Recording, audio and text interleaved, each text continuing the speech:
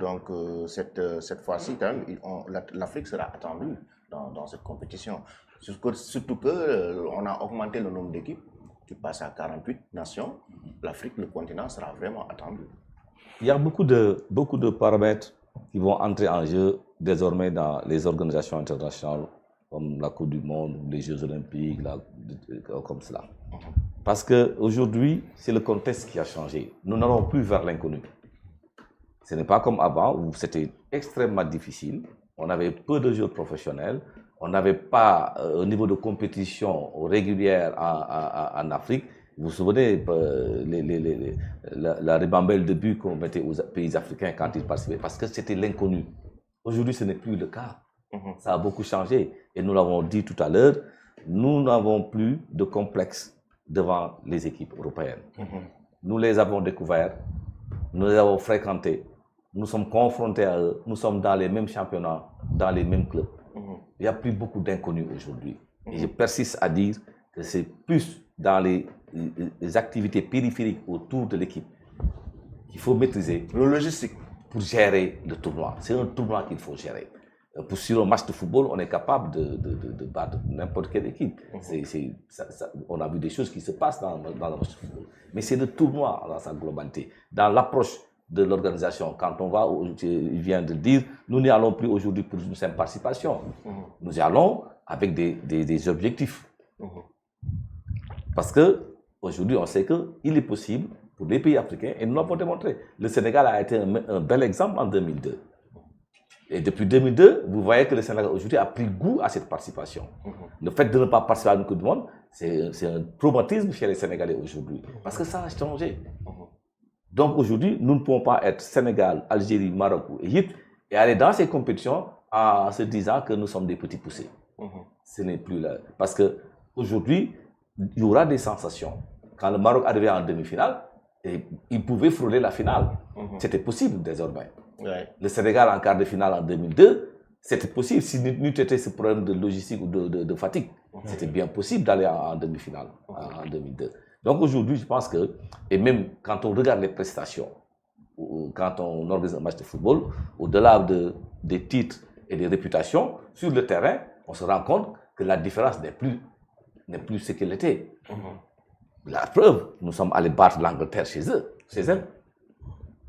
Nous avons remonté le Brésil pour le battre 4-2.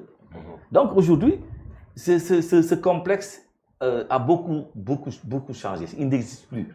Nous n'allons plus vers l'inconnu.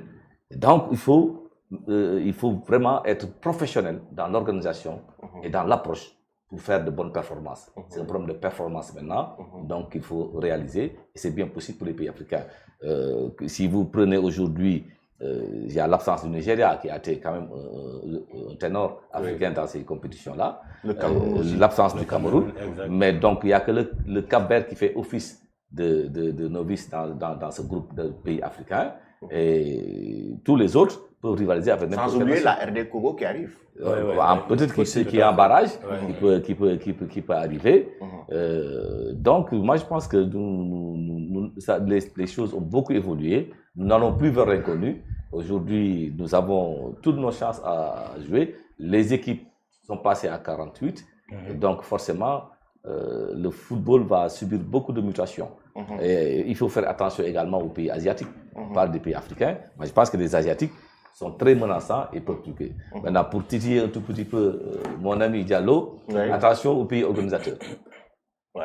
Attention aux pays organisateurs. Du point de vue renommée ou réputation, ils peuvent sembler faibles ou moins dangereux que les autres. Mais quand on est chez soi, avec cette forme de galvanisation autour de clubs, les joueurs se surpassent. Maintenant, l'autre aspect, ce sont les joueurs eux-mêmes. Ces joueurs aujourd'hui rêvent de jouer une Coupe du Monde. Et ils n'y vont pas juste pour participer. Ils y vont pour se faire de la plus-value, pour se vendre davantage. Donc tous ces aspects-là permettent aux équipes africaines de rêver. Et comme il dit, il faut rêver grand pour réaliser grand. Pour réaliser grand. Mais quel pays africain, quel pays organisateur, il y en a trois? Oui, il y a Mexique, Canada, États-Unis. Ils sont chez eux. Je l'ai dit ici. Ils sont chez eux. Ils peuvent Donc, créer la bon, Mais en général, c'est vous- pas un vous- pays de football. Si Non, c'est trois pays qui attention, sont pas des attention, pays de les football. États-Unis depuis presque 5 Coupes du Monde viennent régulièrement. Oui. Et ils ne sont pas des machos. Et la MLS quand même a beaucoup Le progressé. Canada évolue et a montré ce qu'il sait faire. Parce que ce qui arrive à l'Afrique arrive aux Américains aussi. Ils sont en Europe. Ils sont avec les meilleurs joueurs européens dans les meilleurs clubs. Et c'est comme ce qui se passe au Sénégal. Quand ils viennent en regroupement, vous ne voyez que des internationaux, que des expatriés, qui viennent jouer pour notre pays. C'est pas pour rien qu'on a eu, par exemple, pendant un certain moment, un des meilleurs latéraux du monde qui était au Bayern de Munich, qui est canadien. Alphonse Alphonso Davies. Donc aujourd'hui, les États-Unis, leurs joueurs sont dans les On a compétitions vu même européennes. les États-Unis dans le passé, dans les dernières Coupes Oui. du Monde, tenir Donc, un échec de grande nation. Le Mexique a été quasiment tout le temps présent. C'est la chance parce que dans la zone où le Mexique était, chaque fois, il se qualifie. Donc c'est une équipe qui connaît la compétition. Ils ont eu des joueurs terribles. Et à domicile aussi. Et donc aujourd'hui, il faut faire très attention. C'est peut-être le Canada qui fait office de peut-être, pas de novice, ça, mais de petit poussé par rapport au niveau des Par rapport aux autres États-Unis et le équipes. Mexique. Mais aujourd'hui, ils ont démontré, lors de leur dernière participation, qu'ils sont capables de rivaliser avec les autres équipes. Donc moi, je pense que c'est une coupe du monde très ouverte, Exactement. où l'avancée asiatique est réelle. Les organisateurs américains, aujourd'hui, ils sont tous américains, je veux dire, latino, central. Ils ont envie de faire quelque chose de prestation. Les États-Unis, ce n'est pas la première fois qu'ils organisent. Ouais. Ils l'ont fait en 1994. Ça, ils apprenaient. Ils voulaient vendre le football aux pays africains, aux pays américains, aux peuples américains. Aujourd'hui, le football se vend mieux aux États-Unis. Paradoxalement, leur équipe féminine est meilleure que leur équipe. Mais en tout cas, ils aiment aujourd'hui le football, ils veulent encore vendre davantage. Ce n'est pas pour rien qu'ils veulent prendre tout le temps toutes les vedettes, même à la retraite, et les mettre dans le football pour tirer vers le haut les autres. Donc, il faut faire très attention. Moi, je pense que c'est une Coupe du Monde qui sera ouverte. Très ouverte. L'Asie va être présente. Parce que moi, je dis, j'ai vu les Japonais. Je les vois dans les petites catégories. Je les vois évoluer depuis un certain nombre d'années. C'est des joueurs qui sont des joueurs repus à la tâche et qui, techniquement, aujourd'hui, viennent au niveau de tout le monde. Donc, ce ne sont plus que des gens physiques qui couraient, qui se battaient, mais ils sont à la bonne école. Et le football, aujourd'hui, les gens travaillent dans les mêmes standards, partout. Ils se développent, ils font ce que tout le monde fait, dans les mêmes standards, universellement. Vous voyez qu'aujourd'hui, les partenaires avec les clubs africains, ils viennent avec l'autre, ils disent que c'est comme ça qu'on travaille. Parce qu'il n'y aura pas de déphasage.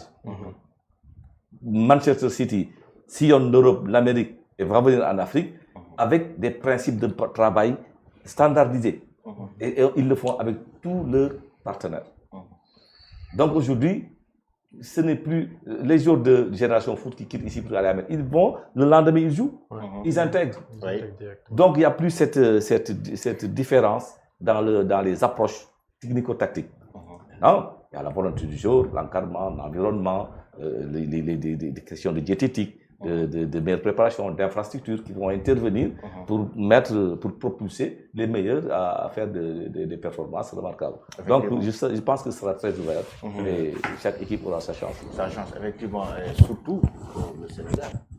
On espère que le Sénégal aura sa chance parce qu'il y a quand même la plupart de cette équipe, l'ossature, c'est des joueurs qui ont joué au moins deux Coupes du Monde, 2018-2022. Certains. Pour la plupart aussi, c'est leur dernière Coupe du Monde, il faut l'accepter. Donc, cette Coupe du Monde sera un très gros défi pour certains joueurs de l'équipe du Sénégal qui sont beaucoup plus vers la sortie. Exactement. Bon, moi, déjà, pour le tirage, je pense qu'on peut hériter un très bon groupe où c'est équitable. Pour rappel, on est dans le chapeau 2. Oui. Et souvent, quand on dit chapeau 2, voilà, on fait partie des favoris parce que c'est classé ainsi. Sauf surprise de dernière minute, voilà. Moi, j'ai regardé les équipes qui sont dans le chapeau 3 et chapeau 4. Pour moi, c'est faisable. Bon, allons-y. Le chapeau 2, c'est Croatie, Maroc, Colombie, Uruguay, Suisse, Japon, Sénégal, Iran, Corée du Sud, Voilà. Équateur, Autriche, On ne Australie. peut pas les affronter parce qu'on est dans le même chapeau. Maintenant, mais le chapeau 1, c'est là C'est où pour il y ça a que j'ai le dit danger. tout à l'heure Il y aura pourquoi je toujours- préfère. Il y aura toujours un grand dans un Aujourd'hui, groupe. si Canada, on- Mexique, États-Unis, Espagne, Argentine, France, Angleterre, Brésil, Portugal, Voilà. Pays-Bas, Belgique, Allemagne. Si on met tous ces nations-là, Brésil, Portugal, Argentine, tout ça, et on met à côté Canada, Mexique, États-Unis, franchement, je vais choisir un des 3 premiers. Ça, c'est logique. Je ne vais pas dire que je vais être dans le même groupe que la France ou bien que l'Angleterre, l'Espagne. alors qu'il y a Canada On n'a et pas Mexique cité et l'Espagne. Mais les le problème, c'est États-Unis. qu'on est en Coupe du Monde. Pourquoi on choisit les équipes, les